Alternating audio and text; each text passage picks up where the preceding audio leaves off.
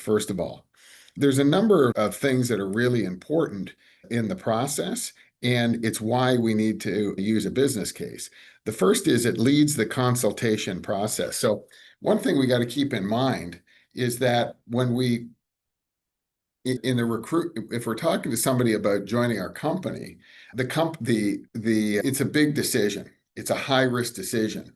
In high risk decisions, we need to be consultative in the sale, right? We can't be that old adage we used to do of, hey, I'm gonna come up with a dialogue. You'll have an objection. I'll answer your objection. That's not going to be productive for you, and if you're sincere about attracting. Second reason to use a business case is it really allows you to show value to your agent or the prospect. It makes commission comparison easy. So this is really important, right? Because agents are not good at math. They don't know how, they're not good at, we do some recruiting presentations or have recruiting conversations, and we ask the agent, what's your split? And they don't. They're just not good at it. It allows you to summarize all of the financial benefits. And I'm going to talk about that in a sec because the whole bundle of financial benefits are super important. And when I'm talking about financial benefits, what the business case allows us to do is exactly what Howard talked about, is we're not now talking about saving money. We're talking about earning money. And so it really allows us to do that. It summarizes time savings. So agents not only have issues around money, but also time, and time is money. We can actually monetize time. And finally, it dollarizes a value into retirement, the value of what you're offering right to retirement. And so the goal at the end of that business case, it sounds all very complicated, right? And do agents like complicated things? No. I see everybody like, so really your goal is what I call the one sheet. Right, the one sheet is the summary of what benefits you're going to bring to the agent, and you can see with this particular one sheet, we got 3 transactions a year, we got 210 hours saved, we got 62,000 in annual benefit, and we've got $930,000 in benefit to retirement. So that's the value of bringing to their business. And it allows you to have that conversation. And I just popped one off, actually, Larry and Chris, I popped one off of your site, doesn't have any last names or anything on it, but I wanted to show people here that it gets printed with your logo on it. And so you literally, Larry and Chris would send an agent home with your logo, right? And so the first thing that we do, now how do I do that? You're going to log into your OS, and you're going to start filling out the business case. Now, some people, what they do is they do this in advance. And Beth, we'll get to your question at the end, just when I get to the end, if that's okay. And so some people do this on the fly in the meeting. Some people do it in advance. I would suggest you do it in advance if before you have prowess. Once you're good at it, then you can do it in the meeting. You can certainly fill out the agent information before, right? So the first tab, there's 7 tabs across the top of the business case. First one is the agent information. And so you're going to fill that out. And then once you get their information, you're going to fill out their business elements. And so the business elements in this particular case is whoever this agent is, $9,500 average transaction. They want to do 20 transactions. That gives them 190,000. They do 42 working weeks a year, 35 average hours per week, 15 years to retirement. And so very low number of dollars per hour because they've got so many hours per week in there. But it starts to define that for you. Then once we do that, we've got the gap questions, right? So in your business case, you've got the gap questions. And the gap questions are actually populated from your gap wizard. So you can ask your own gap questions. I recommend you keep our first 3 in there, which is really looking at the future. If you were sitting in a restaurant 12 months from now and we were having a celebration, what would we be celebrating, both personally and professionally? I recommend you keep that. What would you say are the 2 or 3 biggest roadblocks that would get in our way? I recommend you keep that. And number 3 is, what are your top 3 or 4 sources of business? I recommend you keep that. The other 3 or 4 gap questions, I would add gap questions that drive people to your differentiators. And we did a whole recruiting club on that last month. And you can see here we can enter the answers. So now that's recorded forever in time. If we ever go back to Bob and Tracy, we can ask them about their gap. Hey, you told us these were problems. Are they still really your problem? And so it really gets you present to what their challenges are. All right. Next, we've got after the gap, and you can see we're going across the top here. We've got their current arrangement. And so we can fill in their commission split. And you can see on the left side, we've got add split. You can add as many splits and caps as they have. On the right side, you've got fees. You've got a drop down that says monthly. And you can drop down that drop down, and it's going to have transaction fees, monthly fees, annual fees, and percentage franchise fees. Everything that you deal with is going to be here. And the reason that I wanted to do this is I want you to be able to create a simple financial comparison for agents. If you get your phone out and start pecking away in the calculator, you're going to lose people. I guarantee you. And you're going to lose yourself. It's really hard to do. We do it on an automated basis here. So now what we've got is we've got the agent's gap, right? We know what their challenges are. We know what their current arrangement is. The next tab, if you click on the next tab to the right, is our programs. And so our programs, and you can't see it here in this slide, it got cut off, but it's right next to our current arrangement. But our programs are a drop down. And so you use a drop down. You can see this one here is called customized. You can use a drop down with any, you get to name these and we'll input them for you if you're not familiar with how to do it. But it allows you to use a drop down and use your split. So now you've got their split. Actually, let's go to the top. You've got their gap, you've got their split, and you've got your split. And now we've got an automated process to calculate all that. The next tab to the right is going to be the value proposition. And so these guys have, Karen's given us a round of applause. The value proposition is so powerful, right?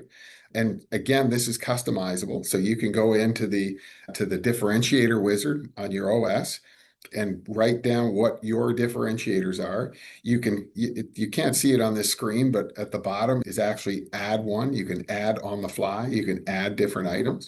You can delete items that you don't want on there that you put in, but it allows you to do three things: to name your differentiator. And think back to our class on differentiators, right? You can name it and you can dollarize it. Remember, there were three things: name, dollarize, and social proof. This allows us to name it and dollarize it. And so here we have a client for life program. It's going to give us 2 transactions or 19,000. We've got online presence going to give us 1 transaction or 9,500. We've got, let's go down to time, 4th down, customized marketing is going to save 3 hours. Look with these folks, 3 hours a week's worth $16,000. And so it allows us to dollarize every single benefit that we're bringing to this group. And lastly, we've got the summary. And the summary, you can see here, we help people we dollarize the difference, the value we're bringing, 62,063, and the value to retirement. If these people join us, we're going to help them put $930,000, 930,943 to be exact, into their 401k. And you saw this at the beginning, but we're going to be able to give them a printout that they can take with them and as a summary in terms of what benefits we're going to bring to them. And we've spent decades developing this to make it really easy for you to bring this back. And Mary, I'm going to address this in the questions piece about how you can use this document, and particularly the annual benefit and the dollars to retirement, to drive urgency, to increase the people's want or propensity to do this more quickly than later. And so you can see very simple, the one page. Now, when you print these documents, and I'll show you where to print them in a second, you actually get a 4-page document. You get this plus all of the backup. My recommendation is you just use page 1. You can take all 4 pages, but page 1 is simple. Page 2, 3, 4 is all the financial backup, right? Is the split differences and all of those kinds of things. And it's just going to get people lost in the woods. If you've got somebody who's an accounting major, a detailed person, it's a great tool, the pages 2, 3, 4, and 5. But if it's a high-level thinker, you want to stick with page number 1. And so just in summary, the business case, Four things I think really. Number one is it's super easy to use. We know that agents are poor calculators of money, so it helps them to do that. It provides value to the agent. This is really important because one of the things that we use in our dialogue when we're doing the gap, and Nicole and I talked about this morning, Nicole, now you can see what I was talking about, is I can say to somebody, hey, I in the gap, when we're developing the gap, I can say, hey, Nicole, there's a lot of value a lot of money you're leaving on the table. Here's what I'd like to do. I'd like to prepare a written report for you. And it'll summarize all the value, all the money you're leaving on the table. It'll actually monetize it for you in a simple one-page report. Here's the cool thing, Nicole. I do all the work. You just got to come back to another appointment. And then boom, you've got an easy way to do this if you're not doing it in the meeting itself. If you are, then what I would do is I'd still schedule the second meeting, but I would do the summary report at the meeting. One last thing I'll say to that, and then we'll go to discussion. The summary report, or sorry, the business case is definitely more powerful when done in person, right? I have an old adage, which is enrollment breeds commitment, right? Or sorry, involvement breeds commitment, I should say. So if you get them involved, they get committed. But if you're going to do that, role play, practice, you don't want to be struggling around looking for different buttons in a meeting. And so the question I often ask, and I'll close with this, I often ask, and Nicole and I talked about this morning, I said, Nicole, do you sell real estate? She said, oh, yeah, I'm pretty good at it. And I said, would you ever go to a listing presentation without a CMA? And she goes, of course not. And I said, well, if you would never go to a listing presentation without a CMA, how on earth could we ever go to a recruiting presentation without a business case? Because this is your CMA. And Nicole and I talked about this. I said, if you didn't go to a CMA, would you agree that all we got to talk about is price at the listing table? And if I don't go to a recruiting appointment with a business case, all I have to talk about is price of service. And I guarantee you this, if you recruit somebody on price, you will lose them on price and not too long after that. There's always somebody cheaper. Even when you're cheaper, they're cheaper still. There's never a shortage of people willing to cut their prices and go out of business. Never a shortage. I remember as a broker owner, there was a company that was really goofy cheap commissions, and they had a good name, but they had cut their prices. And I said, this is impossible. They can't do this. And they kept doing it. And then sure enough, one day I got a letter from the IRS that said they didn't pay their taxes and I should send commission dollars owed to them to the IRS. And I went, thank goodness. Finally, there's justice in the world, right? And so they closed up, the IRS closed them up. And 2 months later, there was a new company doing the same thing. And what I learned was that I can't wait for people to go out of business. I got to learn how to sell value and have a process and a set of tools that are ready and able to sell value. And that's really why we developed the agent business case, was because we really need to have that as a tool in our kit.